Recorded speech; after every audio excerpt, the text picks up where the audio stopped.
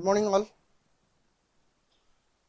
First of all, I want to thank this organizing committee, my ONGC management, especially my plan manager, Shri Chandrasekhar sir, who encouraged me to write a paper. And here Shri Ashwini Tyagi sir, CGM Mechanical, he inspired us to complete our vibration level 2 certification course in COVID period. So, first of all, I would like to discuss a scenario which is a live scenario, which is a real life scenario. Here I am seeing so many young people, some are very experienced people. If a person, a young person, is having blood pressure levels by 75 by 110, everything is good, he is fine. But after some times, his blood pressure is increased to 80 by 120. What do you say? Is it okay? Okay. Okay. After again sometimes, his blood pressure level is increased to 85 by 125. Is it okay? Is it okay?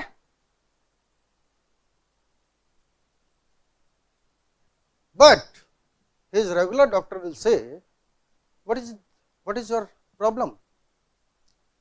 Your blood pressure has increased. It means you have some problem. Everything is right in the family? Everything is fine at job? Or you are not getting any good sleep at night? But again, after some time, his blood pressure is increased to 90 by 130. What will you say?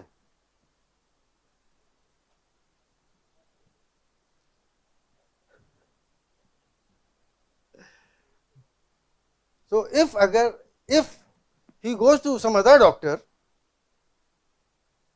what will he say? He will say, you are perfectly fine. 130 by 90 is a 90 by 130 is a normal blood pressure. But what his regular doctor will say? His regular doctor will say that you need a proper health checkup because there is a significant increase with, but as per the record or you can say as per the practice norms, his blood pressure is well within limit. Both the scenarios, in one scenario, that person is started having some trouble, and in another scenario, he is perfectly fine. Now,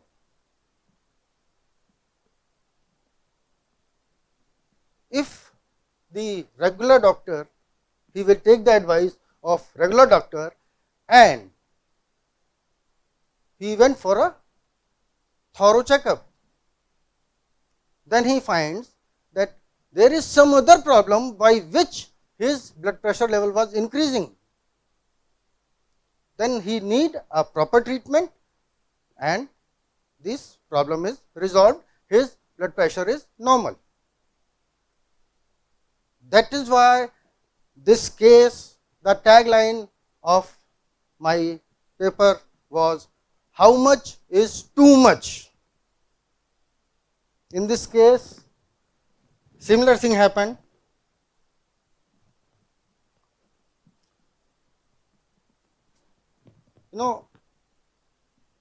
vibration in rotating machines with the anti-friction bearings or rolling element bearings, it is the best tool available, so that we can predict the fault at the early stage. How it is done? Because it is a very long chapter and I can talk on this for the whole day, but to the summarize, this vibration levels are the casing vibration levels, and these levels are measured at the nearest point of the bearings, and you can see that,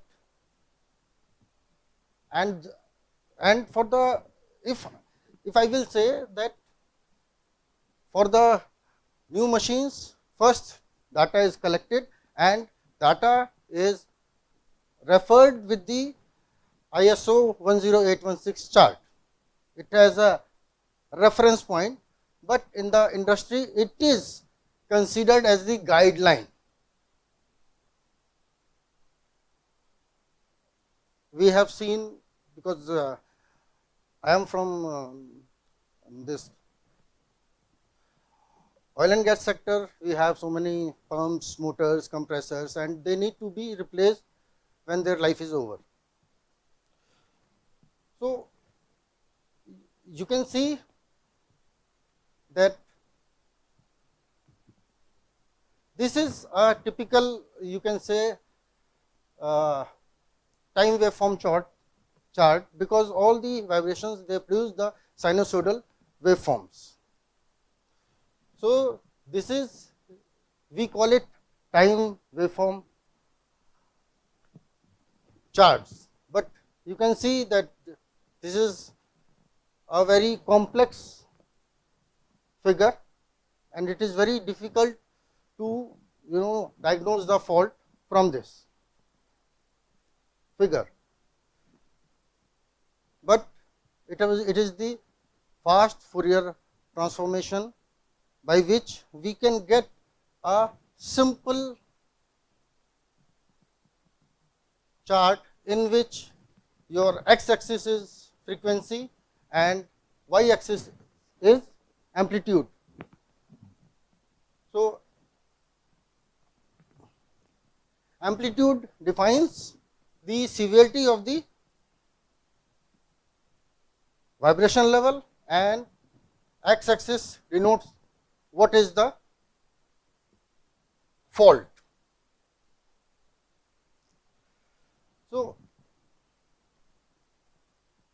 So this is the ISO chart.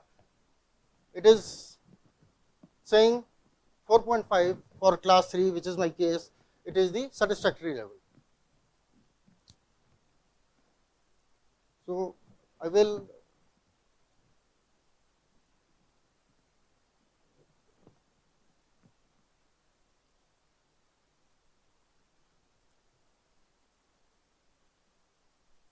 yes.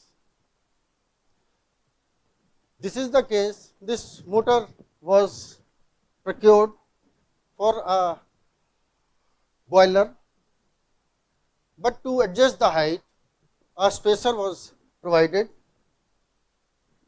above the main foundation.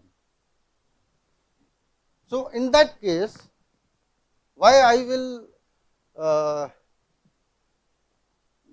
tell you a scenario of a patient or a person, healthy person, because when this motor was first checked, it was the vibration levels.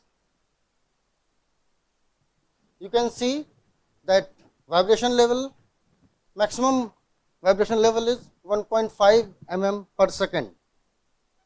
It is 1.5 level. D means driving end and D means non-driving end. In this paper, I will be using word 1x, 2x. 1x is nothing but 1 into RPM, 2x means 2 into RPM. So I will just go through little fast. Then it was the spectrum that overall maximum vibration level was recorded at 1.5. The spectrum shows peaks at 1x, 2x, 3x, 4x. It means 1 into RPM, 2 into RPM, 4 into RPM. These peaks are nothing but the fault frequencies.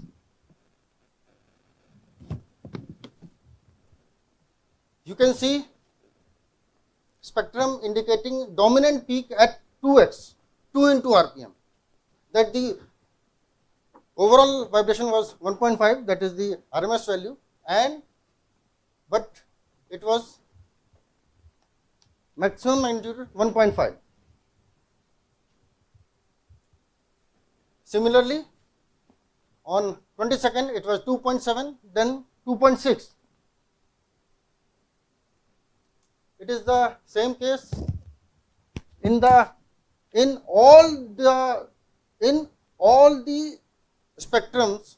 We were finding that it was the dominant peak or the dominant frequency was 2 into RPM, and the people who are in the vibration analysis or which they know the vibration analysis, they will say it is misalignment, nothing else. It is a misalignment, means that the driver and driving shafts are not just 2 minutes, they are not matching. So in this case we did a lot of, it took a lot of time with the OEM to discuss all the things, but this 2 into RPM was not at all eliminated. The main thing that we all are considering it as misalignment, or it is due to soft foot, because at one of the leg the vibration level was high. But since as per the contract the maximum permissible vibration was 4.5 mm per second, and they decided to continue run, then at the end, once this we decided to find whether it is a misalignment or something else. It is, then we thought that it may be 2 into line frequency, which comes under the electrical fault. So we did a simple test. We started the motor, put it, and we recorded the live vibration monitoring.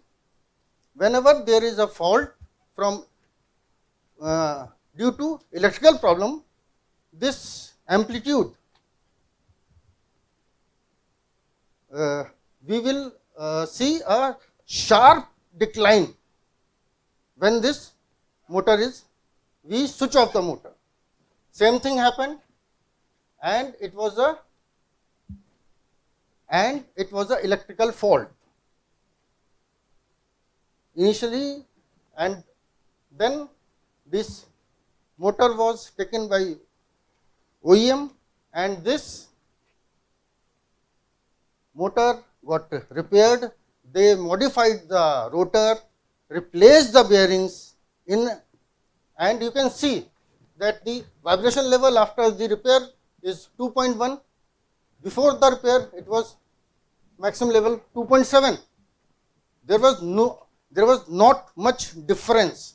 That is why we say that if we consider it as per the simple value wise, so it may mislead, and the machine can simply, you can see this before this repair and after the repair, all this has been gone.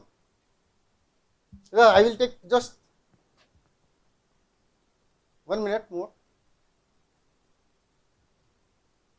Now, what went wrong? What were our observations? It was that vibration analysis with different frequencies were not considered during factory acceptance tests. This and this there wasn't no provision of torque range 2 into since the motor was new and it was a OEM of and it is a repeated, then they did not check for the electrical fault, and these are our learnings that a proper spectrum analysis should be done. And in fact, I would happy to say that OEM has accepted two, three our suggestions, and they have incorporated in their assembly line, so that this customers will get better machines and better life. Thank you. Thank you, sir. I thank the session chairman and all the speakers for the profound knowledge and experience shared with us today. That